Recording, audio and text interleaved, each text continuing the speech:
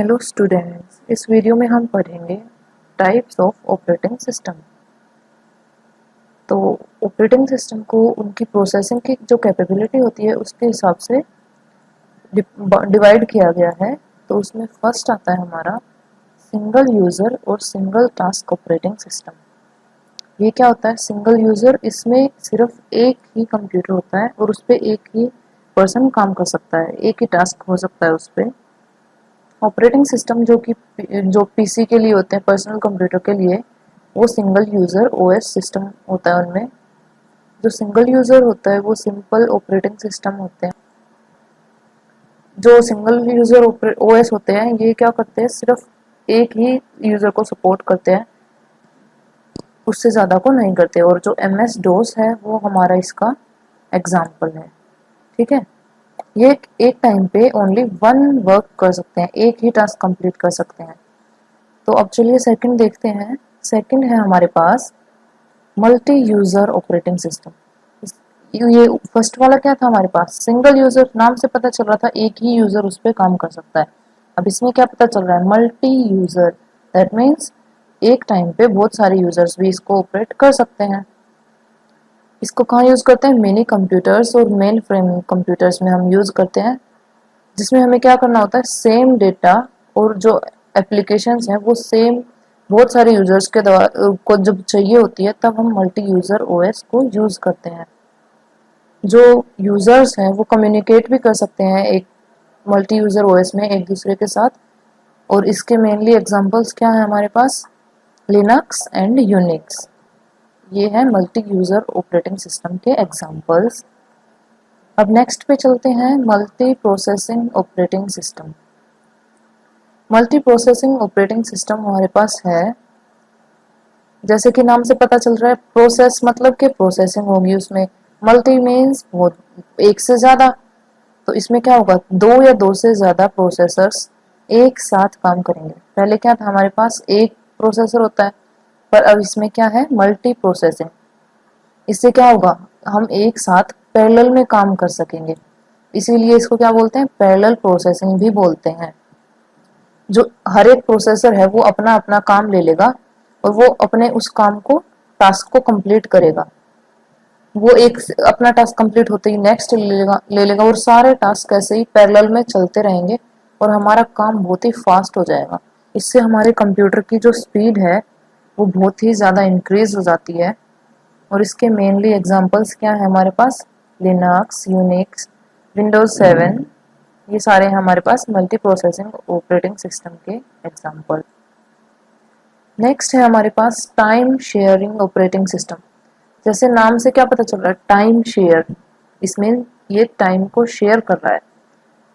जैसे हमने पहले पढ़ा था ना, राउंड रोबिन टेक्निक, इसमें क्या करेगा वो, एक टास्क, एक, जैसे हमने बोल दिया कि बहुत सारे टास्क भाई लाइन में लग गए, मुझे भी करना है, ये काम भी करना है, ये काम भी करना है।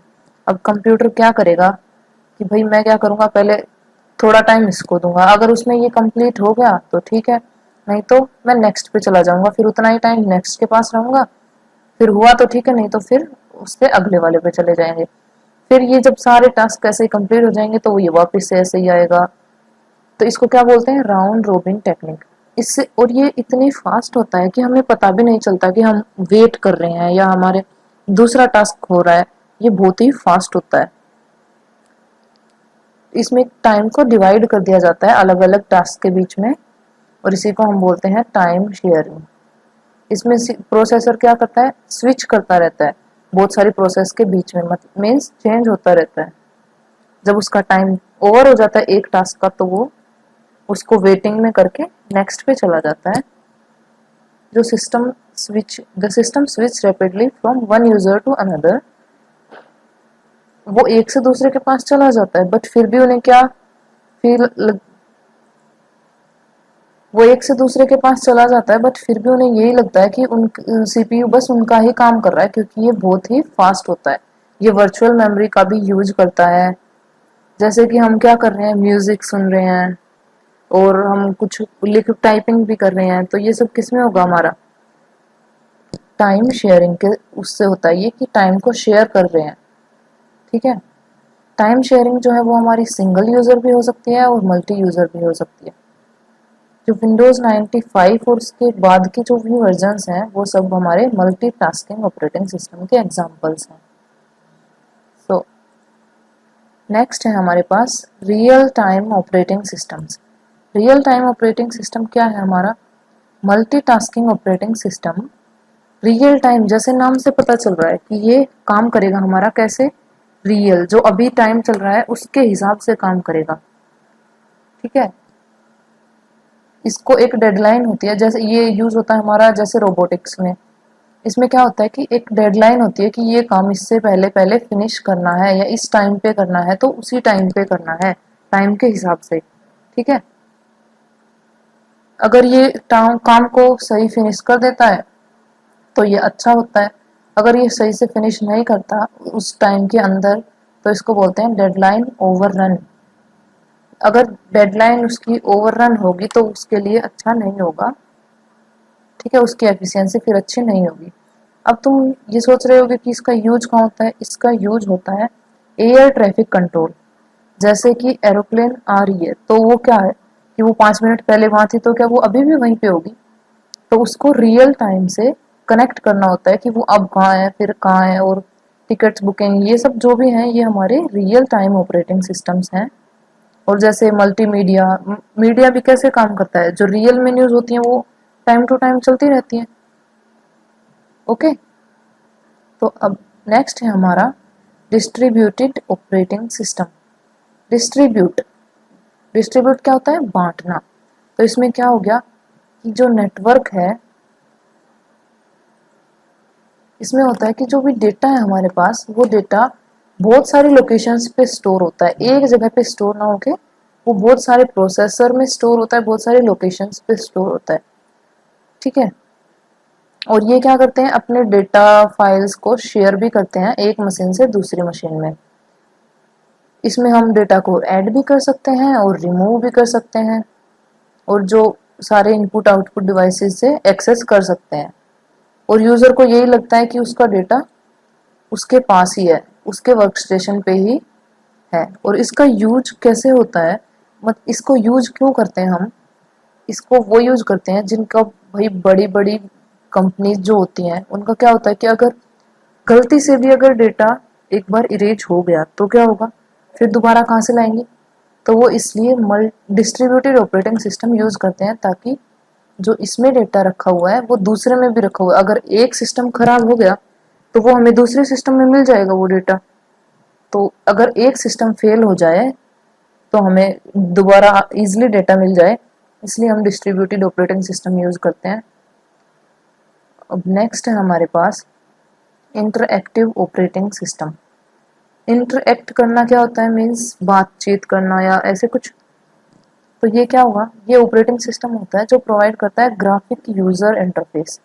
ग्राफिक मीन्स ग्राफ के हिसाब से या पिक्चर्स के हिसाब से, जिससे यूजर क्या है वो आसानी से समझ सकता है और उससे इंटरेक्ट कर सकता है। इसमें क्या होता है, यूजर जो कंप्यूटर है वो रिस्पॉन्ड करता है जब हम उसे कोई भी इंस्ट्रक्शन देते हैं। जैसे हमने एंटर प्रेस किया तब वो नेक्स्ट लाइन पे जाएगा, और जो यूजर है इसमें वो नई इंस्ट्रक्शंस दे सकता है जो रिजल्ट्स उसके सामने होते हैं उनको देख के।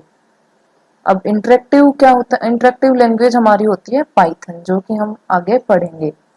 पाइथन एक इंटरेक्टिव लैंग्वेज होती है। इंटरेक्टिव क्यों होती है ये? क्योंकि जब भी हम इसमें कोडिंग करते हैं तो जैसे ही हम एक लाइन लिखते हैं, जैसे हमने कुछ भी लिख दिया तो एक लाइन लिखी, फिर हम एंटर प्रेस करते हैं तो उस लाइन का जो भी आउटपुट होता है वो हमें तभी के तभी शो कर देता है। तो ये होती है हमारी इंटरएक्टिव लैंग्वेज पाइथन।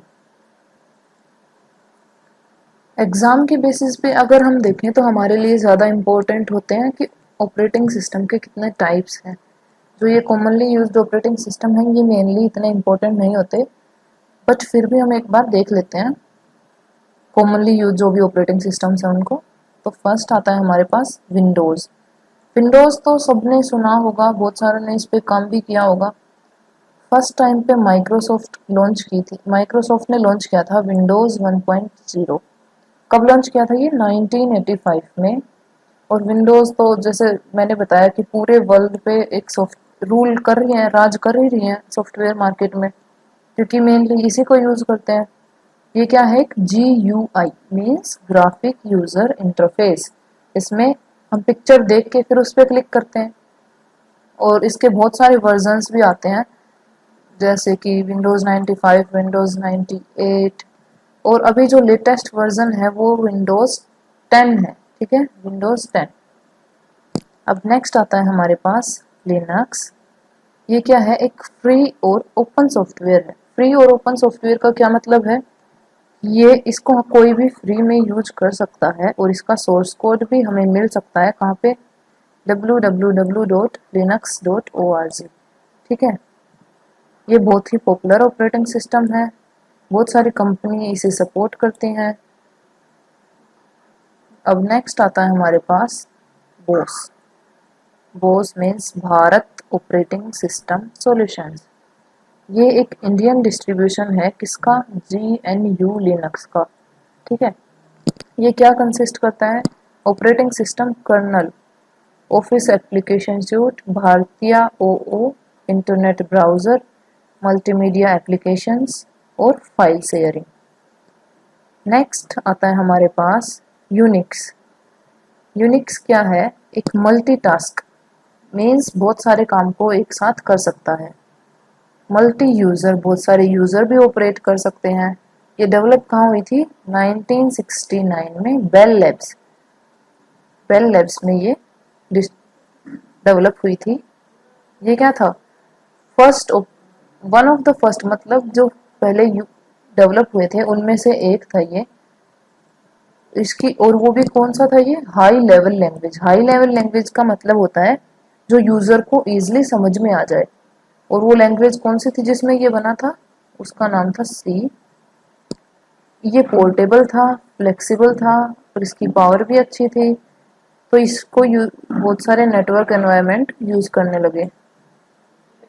ठीक है, जो यूनिक्स जो यूनिक्स और सिंगल यूनिक्स स्पेसिफिकेशन है, ये किसने ऑन कर लिए हैं, open group, the open group में। ठीक है, अब आता है हमारा लास्ट सोलेरिस। सोलेरिस क्या है, ये भी एक free Unix based operating system है। इस पे ही बेस है ये यूनिक्स पे, और इसको किसने इंट्रोड्यूस किया था, सन माइक्रो सिस्टम्स 1992 में। इसको हम ओरेकल सोलेरिस भी बोलते हैं। इसका सोलेरिस को रजिस्टर किया था compliant with single unique specification. ये क्या है, स्केलेबल है, और इसको वर्चुअल मशीन्स में यूज करते हैं। अब हम देखते हैं mobile operating system, mobile OS। अब कंप्यूटर यूज करते हैं तो उसमें तो ऑपरेटिंग सिस्टम होता है, हम सभी जानते हैं। बट फोन भी ऑपरेटिंग सिस्टम से ही तो काम करता है, नहीं तो हम उसे कैसे इंस्ट्रक्शंस देते हैं। तो मोबाइल में क्या होता है, जो भी मोबाइल में यूज होता है ना, जैसे स्मार्टफोन्स में, टैबलेट्स में, उसे हम बोलते हैं मोबाइल ऑपरेटिंग सिस्टम। इसमें क्या होता है, जो फीचर्स हमारे कंप्यूटर्स को चाहिए थे ना, उसके फीचर्स को भी थोड़ा बढ़ा दिया। उसमें क्या ऐड कर दिया, टच स्क्रीन ऐड कर दी, bluetooth, wifi, GPS, mobile navigation, camera, music, ये सब हमने ऐड करके और फिर हमने मोबाइल ऑपरेटिंग सिस्टम बनाया। जो most commonly used mobile operating systems हैं वो हमारे पास हैं एंड्रॉयड और सिम्बियन। अब हम देखते हैं एंड्रॉयड। एंड्रॉयड एक लिनक्स से डिराइव हुआ मोबाइल ऑपरेटिंग सिस्टम है, जो रिलीज हुआ था 5 नवंबर 2007। और 2011 तक आते आते 50% जो स्मार्टफोन थे वो एंड्रॉयड के ही थे। ये क्या है, गूगल का ओपन और फ्री सॉफ्टवेयर है, कोई भी यूज कर सकता है। जिसमें क्या क्या है, एक ऑपरेटिंग सिस्टम है, मिडलवेयर है, कुछ की एप्लीकेशंस हैं जो कि मोबाइल डिवाइसेस में यूज होती हैं। एंड्रॉयड एप्लीकेशंस क्या होती हैं, यूजर फ्रेंडली होती हैं।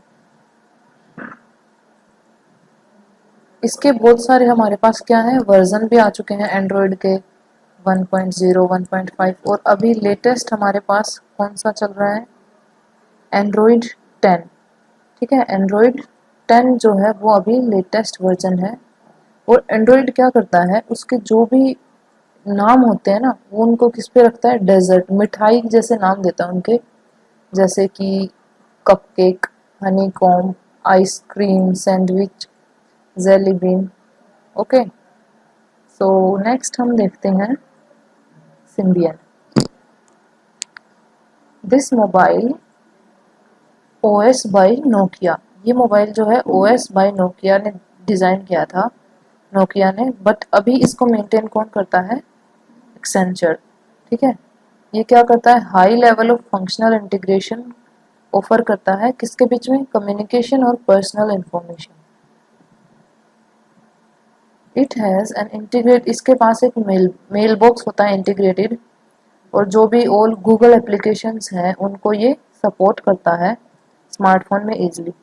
सिम्बियन जो है इसमें एप्लीकेशंस बहुत इजी होते हैं शट डाउन और शट अप शट ऑन करना एंड्रॉयड एप्लीकेशंस के मुकाबले में। ठीक है, इसके भी बहुत सारे वर्जन्स आ चुके हैं। जो लेटेस्ट सिम्बियन रिलीज थी वो 48 लैंग्वेजेस को सपोर्ट कर सकता है। इस वीडियो के लिए इतना ही, बाकी नेक्स्ट वीडियो में पढ़ेंगे।